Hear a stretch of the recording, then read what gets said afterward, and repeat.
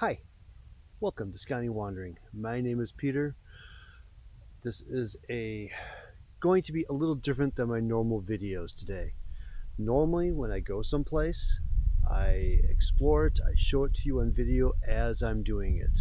Well, this video is about Pictured Rock National Lakeshore on the shores of Lake Superior in Michigan's UP. That is managed by the National Park Service. The National Park Service has strict rules about commercial filming on the park properties. Anything that would be put onto a commercial platform, that includes TikTok, YouTube, Instagram, Facebook, all are commercial entities. You cannot film and put videos onto those platforms. So in this video, I will be talking about the photos I took. Now, if you want to visit a place like that or any national park or anything like that, you usually can film for your own use, for say just to have a record of you and your kids at a place. But if you plan on putting it up online, the rules are kind of clear. Now, they say that it is not a priority right now for them to go after people who film. But if somebody drops a dime on somebody who has filmed, as in reports them, then they have to investigate it, and there's a chance of, say, a big old fine that doesn't make any of this channel worthwhile. So as the rules stand right now, if I go to a national park and I take a picture, that's all good. If I change it to video, then it's questionable. So I've just taken photos, used the exact same equipment I would normally use. I took a lot of pictures with my camera phone, and I took a lot of pictures with my DSLR to go out and record these places for you and to share it with you. So let's start with, first of all, where is Pictured Rock National Lakeshore? Well, way up in the upper peninsula of Michigan, pretty much kind of in the middle of it all, is Pictured Rock National Lakeshore. It is over 30 miles of lakeshore. Running along the whole northern shoreline is the North Country Trail. So you can hike from one end to the other and well beyond on the North Country Trail, because it goes to North Dakota and it goes all the way to Vermont. It's a lot of trail. So there's a through hike section in there. And there are campsites along the way that people can stay at. Well, that's not how I travel so much. I'm not a through hiker, and the logistics of being dropped off here, picked up there, something I just don't deal with, as well as sleeping, because I'm usually traveling alone, so I don't have the option of doing that kind of thing. So after stopping at the visitor center at Munising Falls, outside of Munising, Michigan, I picked up my visitor pass, got myself my annual pass for the year for the National Park Service, interagency pass, useful for all sorts of federally owned land. So I have my parking pass, basically. So I headed out of town, heading out east, and meandered my way out, and I was first looking to check out Little Beaver Lake Campground. Now, I was there before the season opened. Checked out this little campground. It's about halfway in the middle of the park. So I figured this would be a good starting point to see what's going on. Went in there, very steep drive, very strict rules. If you're over a certain size, you are not going down there. Small rigs only into this campground. Reservable only on recreation.gov. Got down there, and it is tiny. 9 sites. 8 of them you can park in, 1 is a walk-in. And from there are trails out. Well, at that point, because I was actually pre-season, and I was still looking for a place to stay that night, I looked at the map. I looked at this map, and stuff down here, lakeshore up here, down here, state forest. And they actually have some campgrounds listed on the state forest map. So I headed down to North Gemini Lake, found myself a beautiful campsite. Now that I know I've got a place to go, I went back up because it was only about 15-minute drive down from there, and figured I got enough time now that I know I have a place to camp. I then decided come back up, head back down a little bit, and go down Chapel Road to go to Chapel Falls and maybe Chapel Beach and Mosquito Falls. Well, I went down there and took the trail off to Chapel Falls, and it was a lovely little place. Unfortunately, you'll see it in the photos, the sun was a little harsh, so I didn't get the best photos, but you have some falls, you go down some steps first, and watch out, the steps are not in the best condition. There are some holes in the steps, and then you have these falls sliding down the rock side. But just upstream of that is this lovely little spot with a little bridge going over, where you have little cascades coming down the stream just before that. It is absolutely lovely place to hang out.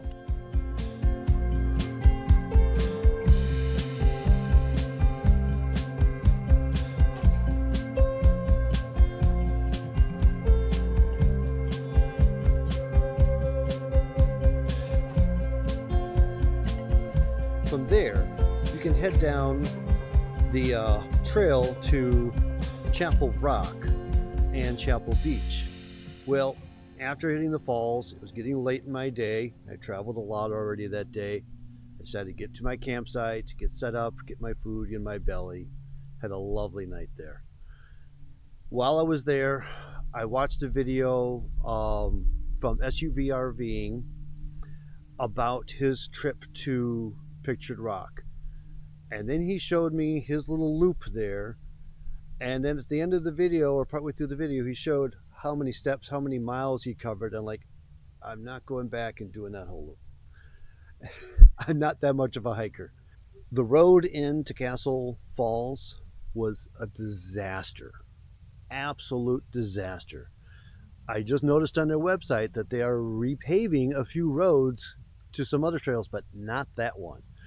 It's some sort of a mud that when it's dry is rock hard, but when it's wet, it must get really soft, and it looked like a truck had gone down and back out through the entire road, and then it dried, and then it was washboard on top of that, and it was brutal. And I also kind of said I didn't want to experience that road again. So that's when I decided on the next day to head over to Miners Falls, Miners Beach, and Miner Creek. So first thing in the morning, I drove up, went out to Miners Falls, followed my GPS, and it sent me down a bad way. I had to back out this one little lane road. So just take the main roads. Don't just go to where the signage tells you to go. Don't try to follow Google Maps. It sent me down a road that I scratched up my van. I was getting way deep in. I was only about 200 yards from finally connecting back to the main road that would have taken me in, when I came across a tree that leaned over the road, and I was about 2 feet higher than that tree was laying across the road. So I had to back up this one lane road, scratching the whole way until I found a turnaround and headed back and around. So stick with the main roads, follow the signs. It's worth it. Once I got down the road to Miners Falls trailhead, I headed out on that trail, a beautiful little trail. Lovely walk, easy walk. Almost anybody can make that walk. It's not a challenging walk. Now when you get to the end of the trail, you'll see you hit these platforms for the falls. The upper platform that's just straight on in, you barely see the falls. So then you got to go down the stairs to the lower platform. It's a lot of stairs. It's not as accessible as the trail in that first one is, but it's a beautiful viewpoint. See the falls coming out. You will get spray. With all the spray, it was really hard to get a photo without water droplets on your lens.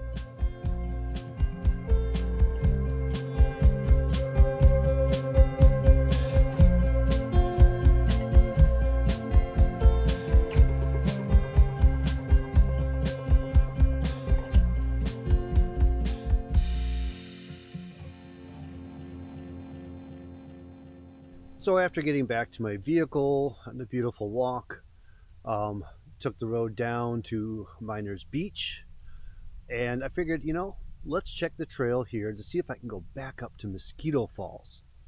Well, then I saw the sign, how far it was to that, and back up to the Castle Collection, and decided, let's go to the beach. So the beach is a beautiful little area down there, very well maintained, beautiful day use stuff. And this is also the launching point of how to really see pictured rocks.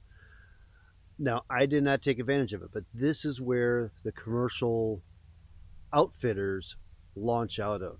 And the best way to see pictured rocks is probably from a kayak or take one of the other boat tours that rides along the shoreline there. If you get in the kayak, you can be out there for hours. And I watch these kayakers just sort of working their way down off the beach, heading down towards Bridal Veil Falls. I believe it's Bridal Veil Falls. Now, I didn't even know I had photographed it until later. I realized I had gotten pictures of it because it just sort of slides right off the cliff. And the best way to view it is from down on the from a kayak or a boat. Now, if you're coming here, don't just bring your own kayak, unless it's an ocean kayak with the skirt. That's what you're going to want to be coming out into the Pictured Rocks National Lakeshore. Very much like if you went to Apostle Islands National Lakeshore, you need ocean kayaks. The lake can be unforgiving. When I was there, it was cold. It was cold. And I don't think Lake Superior doesn't really warm up. So have the proper kayak. Winds can pick up.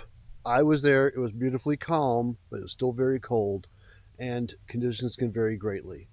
But there are plenty of commercial outfitters to get you going, bring you down there, and launch you off the beach. Now, this beach is absolutely gorgeous. It's a great place to come, hang out on a hot day. The water is absolutely beautiful, crystal clear. It is amazing up there. Now, as you wander down the beach, you come to Miners Creek. That was absolutely beautiful too. I really love that little creek. I love the meander off into the water, into the lake. And every waterfall that is sort of marked off on the map has a stream that dumps into the water. So all of those spots have creeks of some form dumping into the water that are actually beautiful to explore. And there's this one rock in there that really intrigued me, how it made the river bend around it. It was just a beautiful little rock that just really caught my attention. So I decided from Miners Beach that I was going to follow the North Country Trail. I got to hike a little bit of it at least, and get myself up to Miners Castle. So I followed the trail, nice little bridge over the stream, a lovely stream. This one tree across the stream that has fallen over the stream with other trees that have obviously been there for many years. It's got to be iconic to anybody who knows the area. Then hiking up the hill on the other side of the stream, it can be a little rough. It's not exactly, certainly nothing of this trail is an accessible trail. These are national scenic trails that are carved out of whatever path is available. And as you can see in this section, all that little dirt areas all the way up the hill, that is the trail. And there was one section that was actually kind of flooded out and muddied out. So when you're hiking these trails, it's no different than the Ice Age Scenic Trail or Appalachian Trail or the Pacific Crest. All of these trails are just maintained minimally to give access. You could just drive back out to the main road, take another side road back in, and get right up to Miners Castle. But I made the hike choice, made my choices, got to live with it. And it wasn't that bad. I knew going back was going to be easier than going up.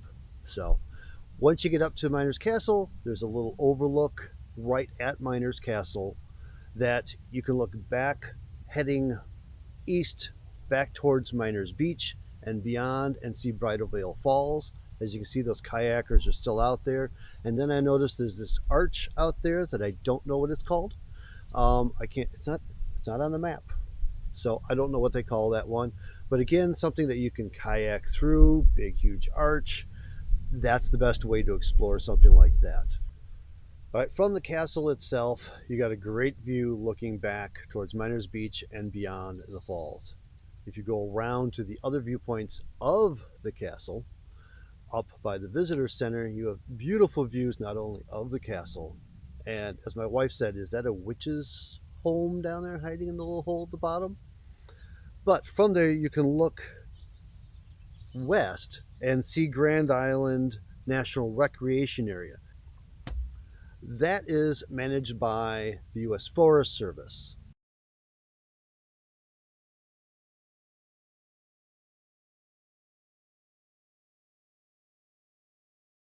My last stop was back down at the original visitor center and Munising Falls, taking in those wonderful little falls. Now these are falls that you have a trail that kind of goes down the middle to the bottom, and then some side trails that go up on either side. They used to loop around behind, but the rock is unstable and it started to fall, so it's not safe to walk behind anymore. Now there are several other waterfalls around the area. Try to get a guide for that, and actually on the guide it showed me waterfalls in the park that the park map didn't show. So that's useful. There's a whole bunch of other waterfalls, and once you start down that road of waterfalls in the UP, it's going to snowball.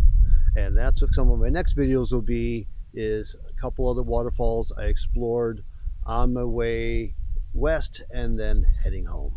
Now I only scratched the surface of Pictured Rock National Lakeshore, and I really only saw about half the park within my travels. There's a lot more, one or more campgrounds within the system, lots of things to check out. So if you found this useful and helpful and interesting at all, please like the video, subscribe to my channel. I really appreciate it. I got some more videos coming up from the UP. I've already put up a couple of campground tours that I've done, including the campground that I stayed at in the middle of this, which is very close, with also a hint that there are other ones in the area within the Michigan State Forest System that are very convenient to Pictured Rocks National Lakeshore. So you don't have to rely on just the National Lakeshore campgrounds through recreation.gov. Check out Michigan as well. There are also a couple private campgrounds along the lakeshore there as well. So get on out there, explore. I'll see you on the next video. Look out for some waterfalls coming up. And I'll continue exploring and sharing with you all over the place, mostly so far in Midwest, Wisconsin, Illinois, Iowa, Minnesota. I'm getting around. Now I'm finally getting the UP in here too. So hopefully this gets more people out there seeing what the possibilities are of exploring around this region of our country. And I have other plans this summer to go a little further out west than I normally do. So see you on the next one. Get on out there. Watch out for deer.